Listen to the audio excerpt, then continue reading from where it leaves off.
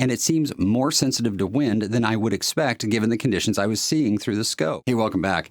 In the comments to the previous video, I got this question, which deserves an answer. Could you explain how a certain load is more susceptible to wind changes? Which is a good reason to make a video. I mean, I'm not the only one out there that has pointed to this consistently observed phenomenon. Tony Boyer printed it in black ink on white paper in his book, but Tony nor any other high-level shooter has really explained why this happens. And with the internet being what it is and people coming up with theories all the time that make absolutely no sense in the world of physics, let's just dispel some myths right now before they even get started. First myth is that something changes the wind drift of the bullet. Absolutely nothing about the wind drift of the bullet once it has exited the muzzle changes as a result of the tune of your rifle. There is no tuning pixie that is applying some kind of wind drift dust to your bullet as it exits the muzzle to make it drift more in the wind. That simply isn't a thing. So let's just keep the silly internet theories aside and talk about why shooters perceive that a particular tune is more sensitive to the wind than another, because it's all about perception. If you can imagine having a group that is half a minute wide but has no vertical in it, and you're going to shoot that at 600 yards in the wind, the first shot you fire, you have absolutely no idea relative to the center of the eventual group that shot lands. It could be far left, it could be far right, it could be right in the middle. You have no clue where the center of the group is when you fire that shot. And the same holds true for the second shot and third and all subsequent shots. You don't know where that shot is actually going relative to the center of the group. In a no-wind condition, you can sit there and slowly walk the center of the group into the center of the target and score a pretty good score in F-class, for instance.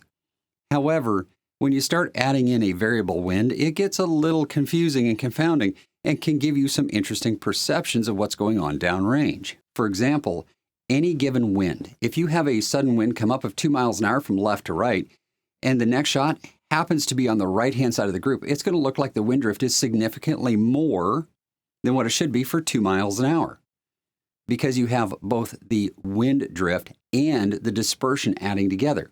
On the other hand, you could have the exact opposite happen. You still have that left to right 2 mile an hour wind, but the next bullet goes to the left side of the group, taking a quarter minute at least off of the wind drift, at least in your perception.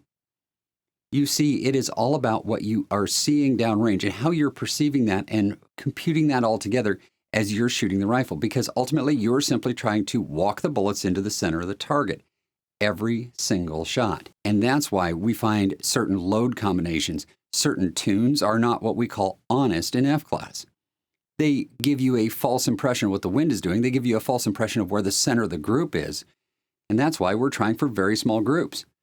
If we have the rifle not distributing shots along a large dispersion, we're going to have a better chance of understanding what the wind is actually doing to the bullets, so that we can make the appropriate corrections in real time in order to keep centering up our group at all times and shoot those super high scores that we're looking for in competition. Because it's just a matter of the wind drift being added to the dispersion of the shot from the center of the group, although we don't know where the center of the group is. So it looks like you're getting more wind drift under certain circumstances and less wind drift under others. And as a matter of course, most shooters can't remember more than about 2 or 3 shots anyway as they're shooting their way through a series of shots. And it just looks like the bullets are drifting more and less than what they should. And it's hypersensitive to those little changes in mirage.